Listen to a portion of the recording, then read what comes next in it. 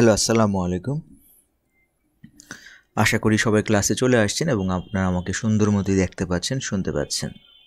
অনেকে সালাম দিয়েছেন। ওয়ালাইকুম আসসালাম। রোকসানা খাতুন, মুরাদ মিয়া, ওমর ফারুক, রাকিব ফারহান ভাই চলে আসছেন, অসংখ্য ধন্যবাদ। Please let me know that you are okay with my voice and with my screen. So আমরা অনেক দিন পর মাঝে কয়েকদিন আমরা গ্যাপ দিয়েছিলাম, তো আবারও আমরা আমাদের ক্লাস শুরু করতে যাচ্ছি। আশা করি সবাই চলে আসছেন। একটু আমাকে জানাবেন যে আপনারা আমাকে শুনতে পাচ্ছেন কিনা, আমাদের স্ক্রিন ক্লিয়ারলি দেখতে পাচ্ছেন কিনা।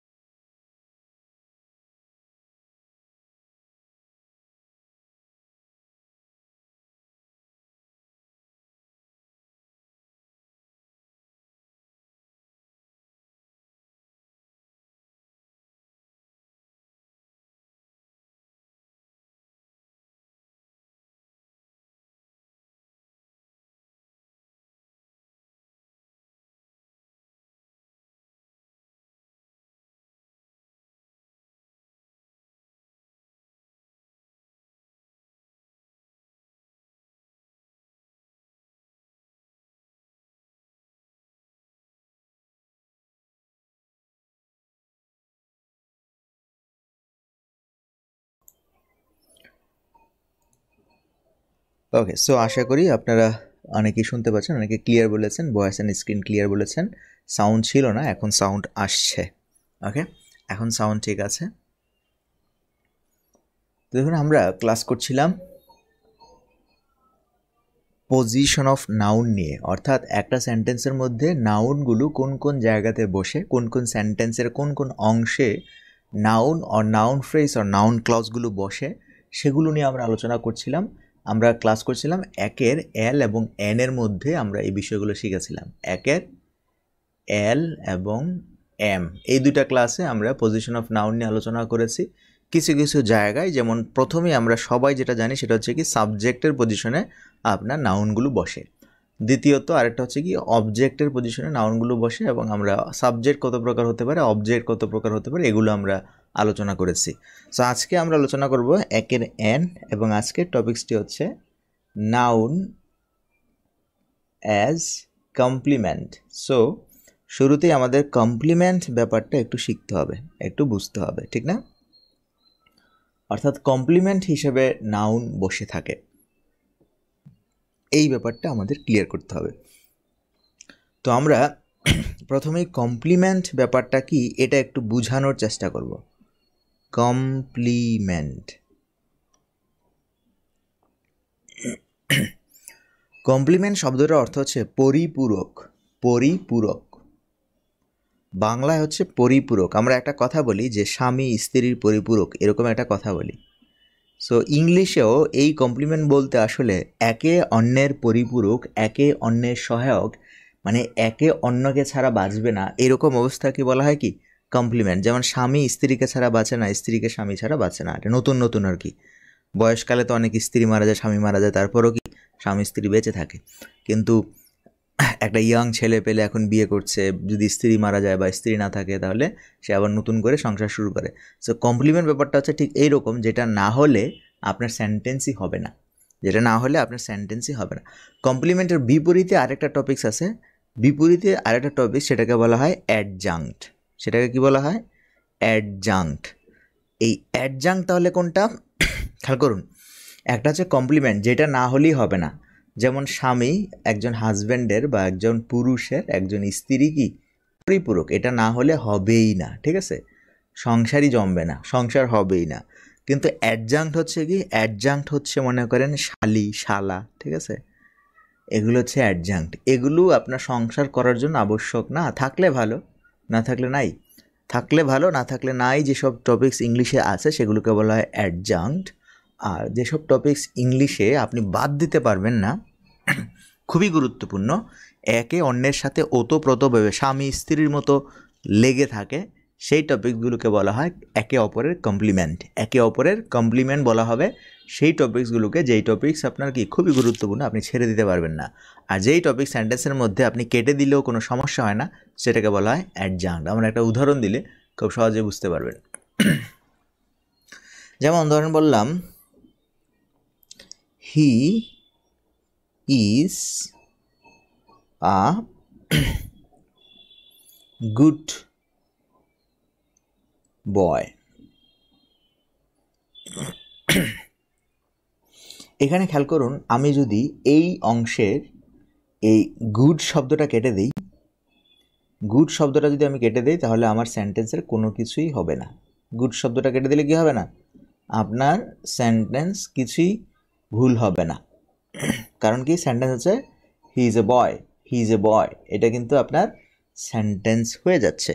এই কারণে এই গুড শব্দটাকে আমরা বলি যে এই সেন্টেন্সে সে একটা অ্যাডজাংক্ট। অ্যাডজাংক্ট মানে এডিশনাল একটা টপিকস, মানে যেটা আপনার গুরুত্বপূর্ণ না। ভালো করে একটু খেয়াল করবেন, অ্যাডজাংক্ট, অ্যাডজাংক্ট সেটা যেটা সেন্টেন্স থেকে কেটে দিলে আপনার সেন্টেন্স হবে না। কিন্তু এখন আপনি যদি মজা করে বলেন যে আমি এবার আ বয়, এটাকে কেটে দিব, সেন্টেন্স থেকে আপনি যখনই আ বয় এই ফ্রেজটাকে আপনি কেটে দিচ্ছেন, তখন দেখুন আপনার সেন্টেন্স আর সেন্টেন্সই হচ্ছে না। মানে কি, he is, he is, he is দিয়ে কি কোনো কিছুই হচ্ছে না। অর্থাৎ এখানে কে খালি আছে, হি, এইটা মনে করেন স্বামী, আর এর স্ত্রী হচ্ছে মনে করেন এটা।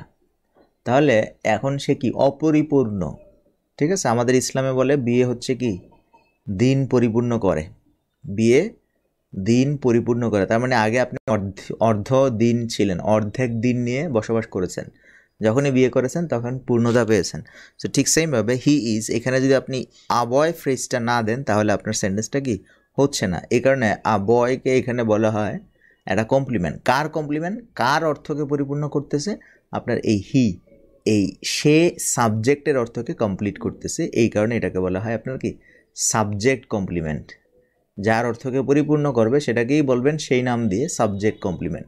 ব্যাপারটা বুঝতে পেরেছেন কি না একটু আমাকে বলবেন। দুইটা জিনিস আমি এখানে উদাহরণ দিয়েছি, আমি আবারও একটু বুঝিয়ে দেই কমপ্লিমেন্ট কেন বলা হয়। দেখুন এখানে সাবজেক্ট কমপ্লিমেন্ট কেন বলা হচ্ছে, হি ইজ আ বয়, কেন সাবজেক্ট কমপ্লিমেন্ট বলা হচ্ছে, কারণ এইখানে আ বয় শব্দটা কার। আপনি যদি প্রশ্ন করেন তুমি কার, তুমি কার জন্য এখানে বসেছো, তুমি কার, তোমার বাবা মা আছে, তোমার স্বামী স্ত্রী আছে, তুমি কার জন্য এখানে বসেছো, সে বলবে আমি সাবজেক্টের জন্য বসেছি, আমি সাবজেক্টের সাথে সম্পর্কযুক্ত। হি ইজ আ বয়, এখানে আ বয়কে হি, এই কারণে এটাকে সাবজেক্ট কমপ্লিমেন্ট বলা হয়। কেন অবজেক্ট বলা হয় না, এই ধরনের প্রশ্ন যদি আপনার হয় যে কেন অবজেক্ট বলা হচ্ছে না, কারণ অবজেক্ট হয় ভার্বের, ভার্ভ যদি কাউকে অ্যাটাক করতে পারে তখন সেটা অবজেক্ট হয়। অবজেক্ট মানে হচ্ছে কি পাখি গুলি করে, অবজেক্ট মানে কি বস্তু, অবজেক্ট মানে হচ্ছে যিনি গুলি করে আর কি, সেটাই হচ্ছে কি অবজেক্ট। এখন আপনি দেখেন শুড, এটা একটা শব্দ, এটা আই শুড বললে আই শুড দ্য বার্ড, এখানে আই শুড দ্য বার্ড যদি আমি বলি তাহলে এখানে আসলে দি বার্ডটাকে অবজেক্ট বানানো হয়েছে। কেন অবজেক্ট বানানো হয়েছে, কারণ শুট এই গুলি করার, গুলি করি গিয়ে খপ করে এই পাখিটাকে ধরে, অর্থাৎ ভার্বের একটা প্রভাব থাকে, যেখানে ভার্বের প্রভাব থাকে সেখানে আপনার অবজেক্ট হয়। কিন্তু এখন আপনি যদি প্রশ্ন করেন দি বার্ড, দি বার্ড কার জন্য বসেছে, দি বার্ড কার সাথে সম্পর্কযুক্ত, আইয়ের সাথে সম্পর্কযুক্ত, কখনোই না। আই আর দি বার্ড কিন্তু এক জিনিস না, আমি আইকে দি বার্ডকে বোঝাচ্ছি না। আই জাস্ট কি করতেছে, গুলিটা করতেছে গুলিটা রিসিভ করতেছে আপনার দি ভার্ব, এই জন্য গুলির ভার্বের প্রভাবকে যে রিসিভ করে তাকে বলা হয় অবজেক্ট। কিন্তু এখানে দেখুন এটা ভার্বের কোনো প্রভাব না, এটাকে বলা হয় স্টেট, অবস্থা প্রকাশ করছে, এটা কোনো কাজ করছে না। হি ইজ এ বয়, সে একজন বালক। এখানে ইজ শব্দটা হচ্ছে একটা আপনার নিষ্ক্রিয় ভার্ব।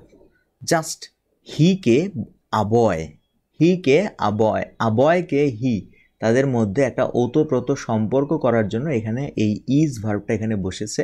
এই ধরনের ভার্বকে বলা হয় লিঙ্কিং ভার্ব। এই ধরনের ভার্বকে বলা হয় কি লিঙ্কিং ভার্ব। যেহেতু সে লিঙ্ক করাচ্ছে এই কারণে এটাকে বলা হয় লিঙ্কিং ভার্ব। আর এখানে যেহেতু অবজেক্ট অবজেক্ট পজিশনে যে ফ্রেজটা আছে এটা যেহেতু সাবজেক্টের জন্য বসেছে এই কারণে এটাকে বলা হয় সাবজেক্ট কমপ্লিমেন্ট। ব্যাপারটা হচ্ছে এই।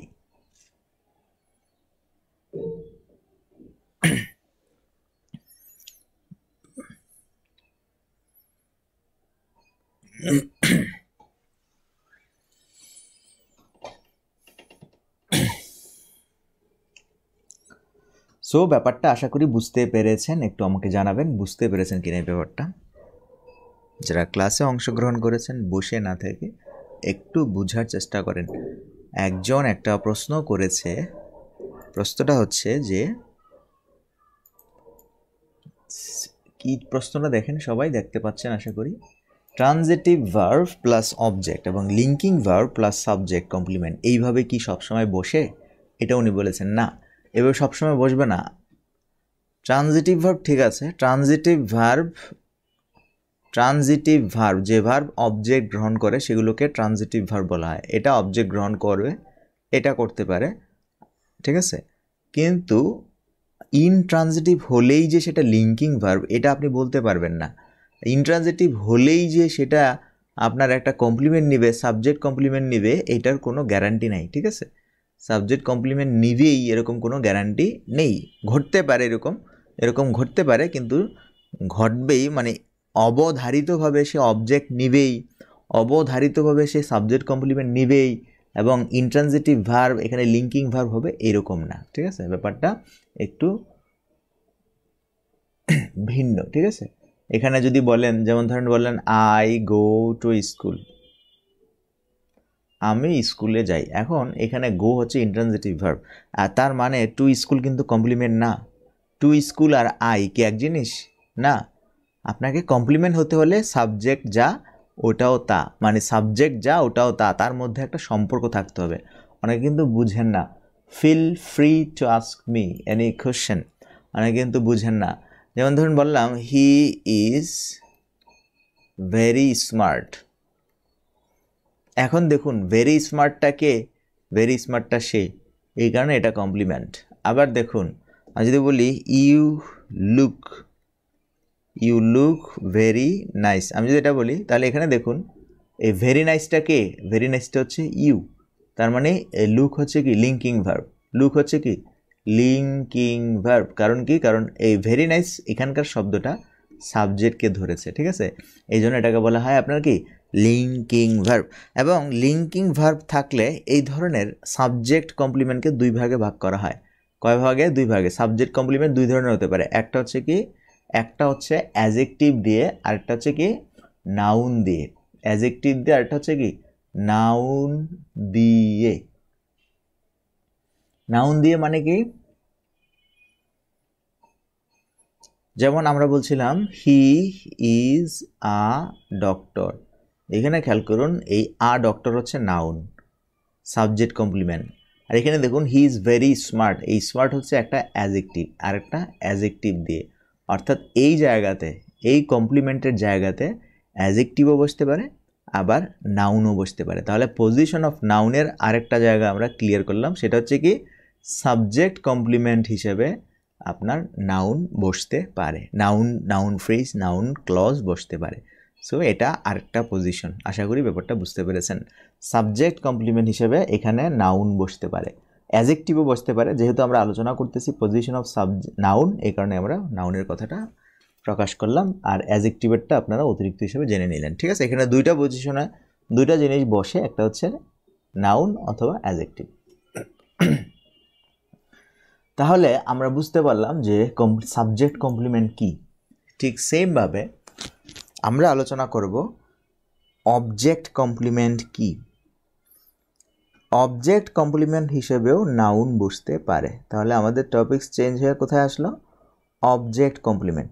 তাহলে অবজেক্ট কমপ্লিমেন্ট কি হবে? অবজেক্টের পরিপূরক, মানে অবজেক্টকে ইঙ্গিত করে এরকম জিনিসকে আমরা কি বলবো? অবজেক্ট কমপ্লিমেন্ট বলবো।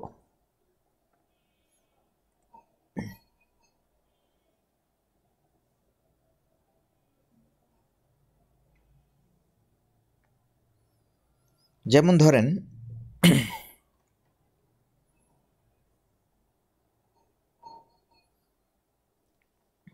অবজেক্ট কমপ্লিমেন্টে আমরা চলে আসছি। উই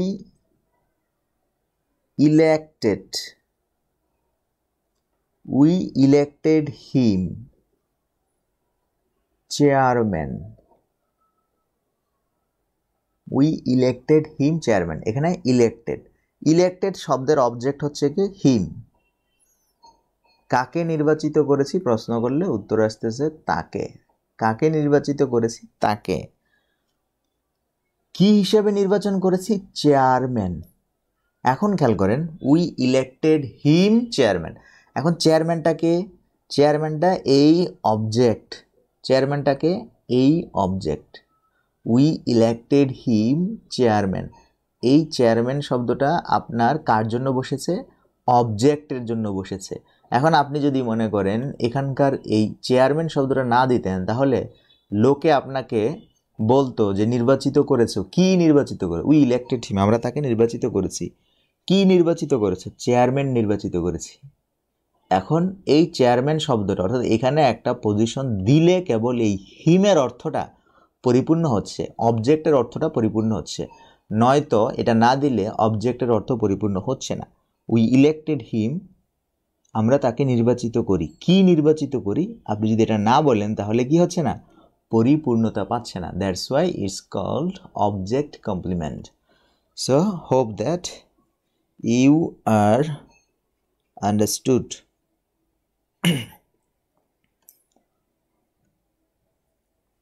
আমরা আরেকটা উদাহরণ দিচ্ছি, তাহলে ব্যাপারটা আরও একটু ক্লিয়ার হবে। ধরেন বললাম উই নেমড। নেমড মানে কি? নাম রেখেছিলাম। We named our daughter. We name our daughter. এখন এই পর্যন্ত বললে কি কেউ বুঝবে যে আমরা আমাদের কন্যার নাম রেখেছিলাম? কি নাম রেখেছিলাম সেটা কি? সেটা কি নাম রেখেছিলাম সেটা আপনাকে বলতে হবে। We named our daughter Razia. দেখুন, we named our daughter Razia. এখানে আপনার যে বিষয়টা ফোকাসড হয়েছে সেটা হচ্ছে কি, এই রাজিয়া শব্দটা এখানে এই অবজেক্টের জন্য বসেছে, অন্য কোনো কিছুর জন্য না। এই অবজেক্টের জন্য বসার কারণে এটাকে বলা হচ্ছে কি, this is called object complement. Object complement. আশা করি ব্যাপারটা বুঝাতে পেরেছি।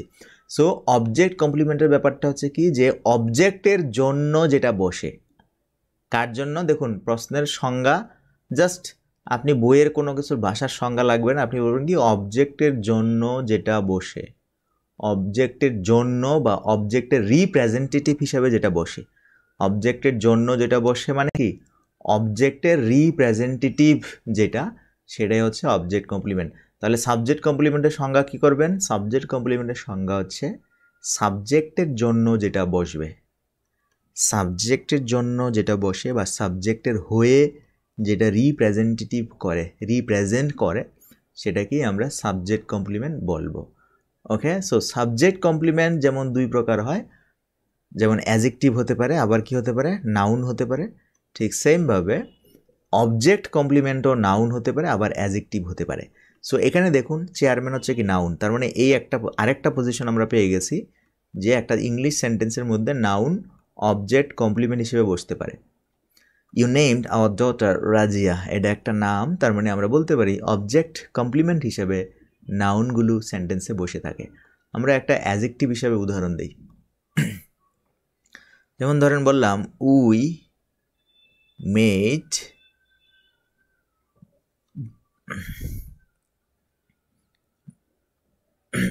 we made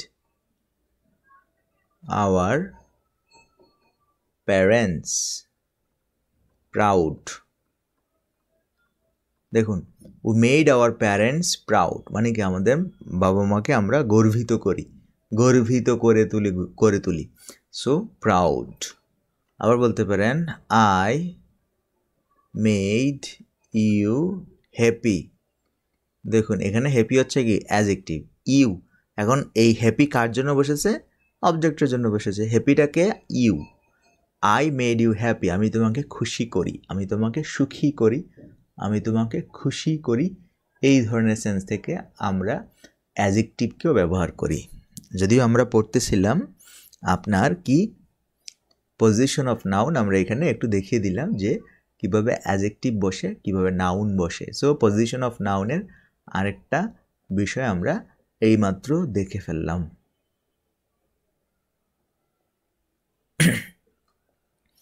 বুঝতে পেরেছেন আশা করি।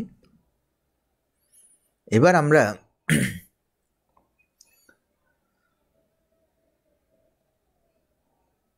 নতুন আরেকটা টপিক দেখব, সেটা হচ্ছে কি ভার্ব কমপ্লিমেন্ট। ভার্ব কমপ্লিমেন্ট তাহলে কি? যেটা ভার্বের জন্য বসে, যেটা ভার্বের জন্য বসে। যেমন কিছুক্ষণ আগে প্রশ্ন করেছিলেন একজন, যেমন আই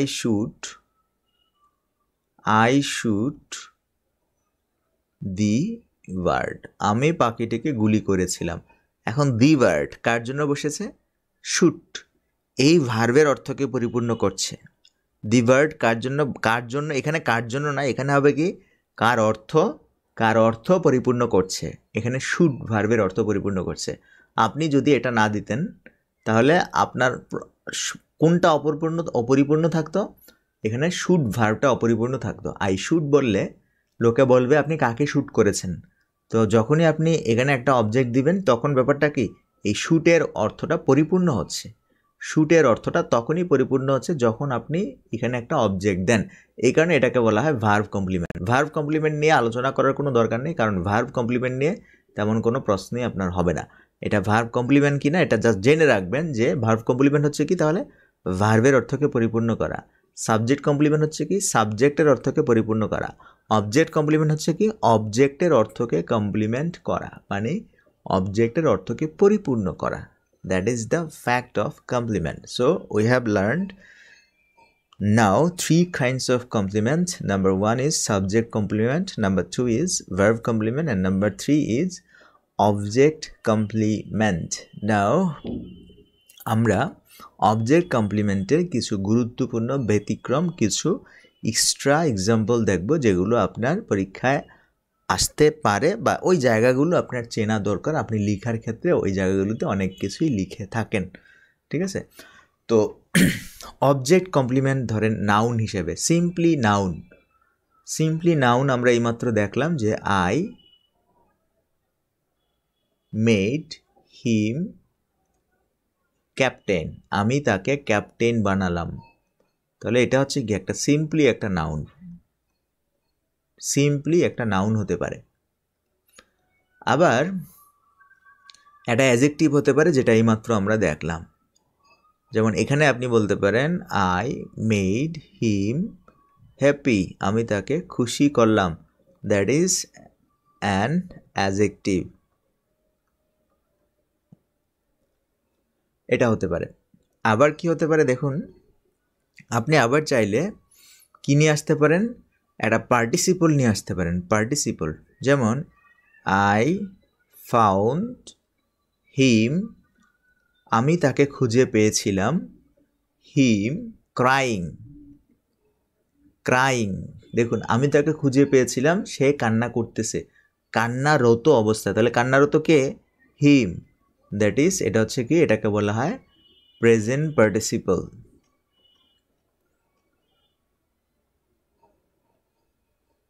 ওকে, এটা আশা করি বুঝে গেছেন। এরপর আপনি কোনো একটা প্রেপোজিশনাল ফ্রেজও আনতে পারেন। যেমন ধরেন বললেন হি পুট দ্য কেক, সে কেকটিকে রাখলো। এখন কেকটি কোথায় রাখলো, কেকটি কোথায় আছে, in the oven, in the oven. তাহলে দেখুন কেকটি আছে কোথায়, ওভেনে। তাহলে কার জন্য বসেছে এটা, কেকের জন্য বসেছে। He put the cake in the oven, এইভাবেও আপনি লিখতে পারেন। এরপর আমরা দেখাবো ইনফিনিটিভ ফ্রেজ। যেমন ধরেন বললাম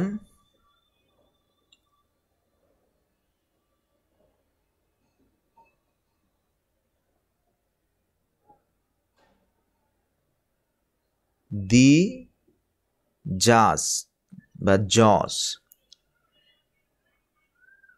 দি জজ বিচারক, বিচারক কি করলো, সেন্টেন্সড করলো, সেন্টেন্সড মানে কি রায় দিল, সেন্টেন্সড দি প্রিজনার, প্রিজনারকে সেন্টেন্স করলো মানে বন্দিকে শাস্তির রায় দিল কি হিসাবে, to be hanged, to be hanged, to be hanged. To hang বললে হচ্ছে কি কাউকে ফাঁসি দেয়, আর টু বি হ্যাং বললে কি এই প্রিজনারের উপর চলে আসছে, মানে এটাকে ইনফিনিটিভ পেসিভ করে দিয়েছি। সো এটাও একটা ইনফিনিটিভ ফ্রেজ। ইনফিনিটিভ পেসিভ করে দিলে হচ্ছে কি যে বিচারক বন্দিকে ফাঁসির সাজা দিল, দ্য জজ sentence the prisoner to be hanged. তার মানে এই অবজেক্টের উপর এই কাজটাকে কি করেছি, ঘুরিয়ে এখানে নিয়ে আসছি। আমরা আগে বলেছিলাম যে পেসিভের মানে হচ্ছে যে ভার্বের প্রভাবটাকে ঘুরিয়ে অবজেক্টের উপর নিয়ে আসা, বা এখানে যেটা থাকবে সেটার উপর নিয়ে আসা। দ্য জজ sentence the prisoner to be hanged মানে ঝুলিয়ে মরার শাস্তির রায় দিয়েছে, যেটাকে আমরা বলতে পারি সুন্দর ভাষায় যে বিচারক বন্দিকে ফাঁসির সাজা দিল।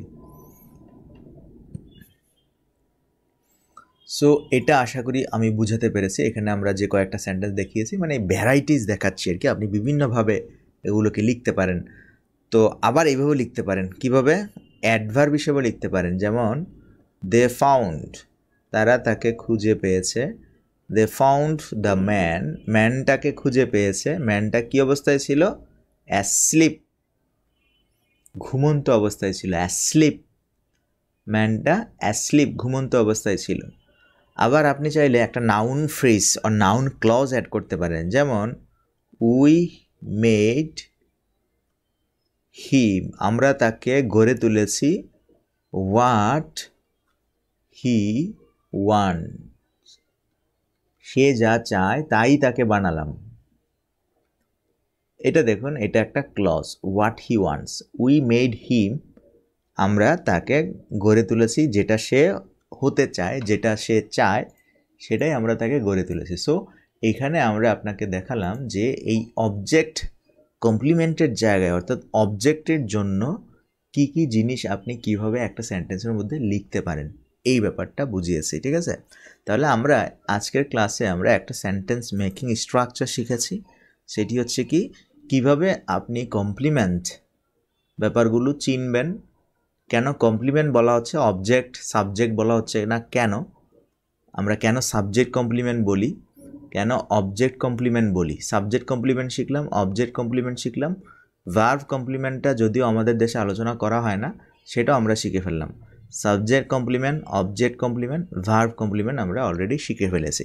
সো ব্যাপারটা আশা করি আমি আপনাকে বুঝাতে পেরেছি। যারা ক্লাসে আছেন একটু আমাকে জানাবেন যে ব্যাপারটা বুঝতে পেরেছেন কিনা।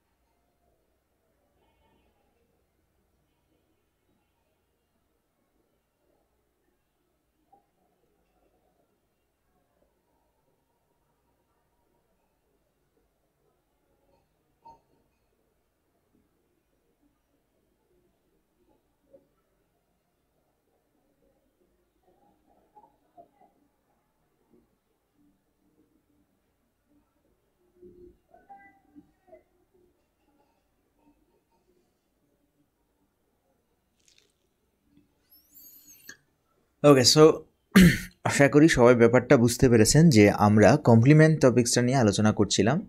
তো আমরা ইতোমধ্যে 3 kinds of complement we have done. So এখন আমরা যেটা করব, নতুন আরেকটা কমপ্লিমেন্টসে যাব, সেটাকে বলা হয় অ্যাজেক্টিভ কমপ্লিমেন্ট। কি বলা হয় সেটাকে? Adjective complement. আমরা এখন অ্যাজেক্টিভ কমপ্লিমেন্ট শিখব। তাহলে অ্যাজেক্টিভ কমপ্লিমেন্টটা আবার কি প্রশ্ন হতে পারে? অ্যাজেক্টিভ কমপ্লিমেন্টটা তাহলে কি? সেমভাবে অ্যাজেক্টিভ কমপ্লিমেন্টটাও সেটাই যেটা অ্যাজেক্টিভের জন্য বসে। কি? অ্যাজেক্টিভের জন্য বসে বা অ্যাজেক্টিভের অর্থকে, অ্যাজেক্টিভের জীবনকে পরিপূর্ণতা দান করে। আরেক কথায়, সহজ কথায়, অ্যাজেক্টিভের জীবনকে সার্থক করে, অ্যাজেক্টিভের জীবনকে পরিপূর্ণতা দান করে। যেমন পুরুষের জীবনকে পরিপূর্ণতা দান করে স্ত্রী, বা স্ত্রীর জীবনকে পরিপূর্ণতা দান করে স্বামী। এটা কি বইয়ের ভাষায় নাকি ব্যক্তিগত লাইফেও হয় সেটা আমি জানি না, তবে ব্যাপারটা এটাই। মানুষ মনে করে স্বামী স্ত্রী একে অপরের পরিপূরক, দ্যাট মিনস স্বামী স্ত্রীর অপূর্ণতা পূর্ণ করে। ঠিক আছে? ঠিক সেম কমপ্লিমেন্ট ইংলিশের পার্টেও ঠিক এটাই, যে অ্যাজেক্টিভের অর্থকে পরিপূর্ণ করে, অ্যাজেক্টিভের জীবনকে পরিপূর্ণতা দান করে, সেটাই হবে কি? Adjective complement. এখন অ্যাজেক্টিভের অর্থকে পরিপূর্ণ করে অ্যাজেক্টিভ কমপ্লিমেন্ট হবে। সংজ্ঞা ঠিক এটাই। এই সংজ্ঞা টঙ্গা কোনো পরীক্ষা আসবে না। পরীক্ষা আসবে কি আপনি অ্যাজেক্টিভ কমপ্লিমেন্ট বুঝেন কিনা, চিনেন কিনা, জায়গাগুলো বুঝেন কিনা, অ্যাজেক্টিভ কমপ্লিমেন্টে কারা বসে, কিভাবে বসে, এই ব্যাপারগুলো। ঠিক আছে? সো আমরা অ্যাজেক্টিভ কমপ্লিমেন্টের একটা উদাহরণ দেই।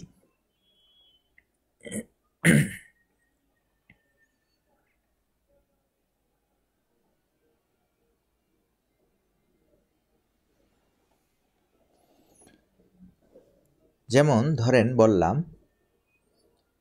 I am addicted. এডিক্টেড মানে কি? আমি আসক্ত, আমি আসক্ত। এখন দেখুন, এই আসক্ত শব্দটা কিন্তু এখানে ক্লিয়ার না। কিসে আসক্ত? আপনাকে প্রশ্ন করলো যে আপনি কিসে আসক্ত, কারণ কি জানতে চাইবে না? আপনি যদি কাউকে বলেন আই এম এডিক্টেড, তাহলে সে নিশ্চয়ই জানতে চাইবে যে ভাই তুমি কিসে এডিক্টেড, বলো তুমি কিসে এডিক্টেড। সে বলবে, আপনার আনসার কিন্তু অপরিপূর্ণ। সে কারণে আপনি যখন পরিপূর্ণ এই অ্যাডিক্টেড শব্দটার অর্থকে ব্যাখ্যা করতে যাইবেন, তখনই এই অ্যাডিক্টেড শব্দটার একটা কমপ্লিমেন্ট লাগবে। আই অ্যাম এডিক্টেড আপনি ব্যাখ্যা করলেন এইভাবে, টু আইসক্রিম। ঠিক আছে? ভালো জিনিসে এডিক্টেড, আমি আইসক্রিমে আসক্ত।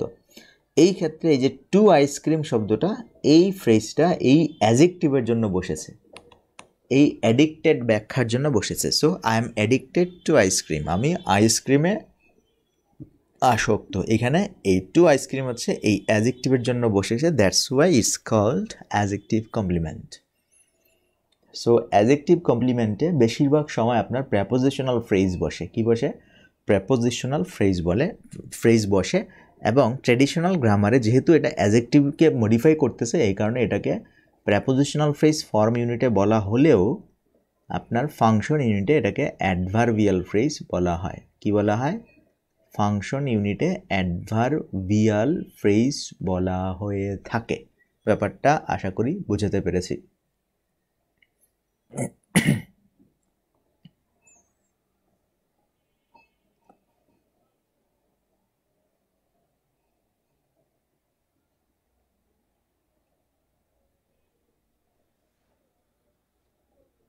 এবার আমরা আপনাকে দেখাবো যে প্রেপোজিশনাল ফ্রেজ ছাড়াও দ্যাট ক্লজ বসে থাকে, কিছু কিছু ডাব্লিউএইচ ক্লজও বসে থাকে। সেই ব্যাপারগুলো একটু আপনাদের দেখাচ্ছি।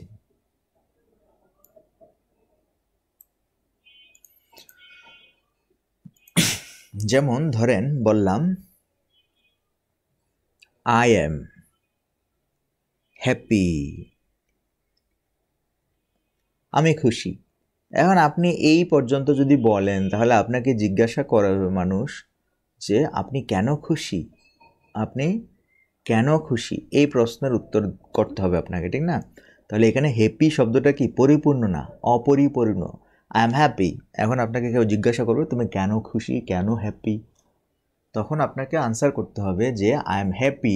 যে বিষয়টা আনসার করবেন সেটা এই হ্যাপির জন্য বসবে, ঠিক আছে? I am happy that you have passed the exam. তুমি পরীক্ষায় পাশ করেছো, এই জন্য I am happy. I am happy that you have passed the exam. এই ক্লজটা এই হ্যাপির জন্য বসেছে, যে কারণে এটাকে আমরা বলি অ্যাডজেক্টিভ কমপ্লিমেন্ট। এটাকে কি বলি আমরা? Adjective complement. ব্যাপারটা বুঝতে পেরেছেন কিনা একটু বলবেন।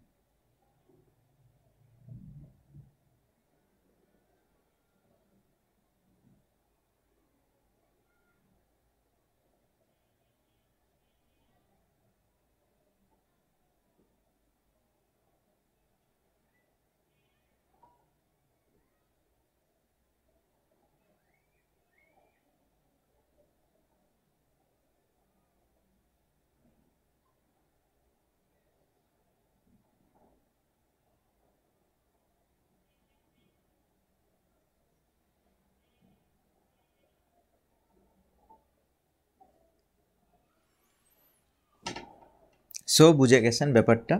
অনেকে বলেছেন। সো আমরা এই অ্যাডজেক্টিভকে কিভাবে ব্যাখ্যা করি, কিভাবে বিশ্লেষণ করি, সেটাই হচ্ছে অ্যাডজেক্টিভ কমপ্লিমেন্ট। এখানে আপনি ডাব্লিউএস ক্লজও আনতে পারবেন। ডাব্লিউএস ক্লজ যেমন ধরেন বললাম, ডাব্লিউএস ক্লজ কীরকম, যেমন I am curious. I am curious, আমি কৌতূহলীয়। আই অ্যাম কিউরিয়াস, আমি কৌতূহলীয়। হোয়াট, এই যে WS clause, what my surprise will be, মানে আমার সারপ্রাইজটা কি হবে এটা নিয়ে আমি কৌতূহলীয়। সো আই এম সারপ্রাইজ, এই ক্ষেত্রে এখানে কিন্তু দ্যাট দেওয়ার কোনো দরকার নেই। আই এম সারপ্রাইজ দ্যাট, অনেকে এরকম করে, I am surprise that what my surprise will B. না, কারণ দ্যাট যেমন একটা কনজাংশন, এখানে এই হোয়াটও একটা কি কনজাংশন। সো যে কোনো একটা ইউজ করবেন। এখানে I am curious what my surprise will B, আমার সারপ্রাইজটা কী হতে পারে এটা নিয়ে আমি কি কিউরিয়াস। এটা কিন্তু আপনার এমবেডেড কোশ্চেনে পড়ে যায় যে I am surprise, I am curious what my surprise will B, আমার সারপ্রাইজ কী হবে সেটা নিয়ে আমি কি কৌতূহলীয়। এক্ষেত্রে আপনি ওয়ার্ড দিয়ে বুঝাচ্ছেন কি কী হবে সারপ্রাইজ, আর দ্যাট দিয়ে হবে কি যে আমি কৌতূহলীয় যে আমার সারপ্রাইজ হবে এটা। তাহলে দ্যাটের একটা মিনিং, হোয়াটের আর একটা মিনিং। হোয়াট দিয়ে বুঝাচ্ছেন আমার সারপ্রাইজ কী হবে সেটা নিয়ে আমি কৌতূহলীয়, ঠিক আছে? আর আগে যেটা বলছিলাম I am happy that you have pass the exam. I am happy that you have pass the exam, এর মানে হচ্ছে কি আমি খুশি যে তুমি পাস করেছো। তাহলে দুটা এক জিনিস না, এটা হচ্ছে কি আমি খুশি এই জন্য যে তুমি পরীক্ষায় পাস করেছো, আর এটা হচ্ছে কি আমি curious what my surprise will B, আমার সারপ্রাইজ কী হবে সেটা নিয়ে আমি কিউরিয়াস, এই আর কি। এই ধরনের ব্যাপারগুলোকে বলা হয় অ্যাডজেক্টিভ কমপ্লিমেন্ট। পিডিএফে অসংখ্য উদাহরণ দেওয়া আছে, উদাহরণগুলো একটু ঘাঁটবেন ভালো করে মনোযোগ দিয়ে, তাহলে ব্যাপারটা আরও ভালো বুঝতে পারবেন। ওকে, সো আজকে এই পর্যন্তই থাকলো। দেখা হচ্ছে আমাদের নেক্সট ক্লাসে। এখানে এই টপিকসগুলো নিয়ে একটু ভাববেন, সেন্টেন্সগুলো ভালো করে দেখবেন, সেন্টেন্সগুলো লেখার চেষ্টা করবেন, বোঝার চেষ্টা করবেন।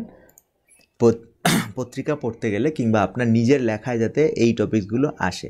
সো আমরা আজকে ক্লাস করেছি একের এন এবং একের ও, দুইটা ক্লাস অলরেডি আমরা করে ফেলেছি। সো আশা করি ব্যাপারগুলো বুঝতে পেরেছেন। দেখা হচ্ছে আমাদের নেক্সট ক্লাসে। সেই পর্যন্ত ভালো থাকবেন, সুস্থ থাকবেন।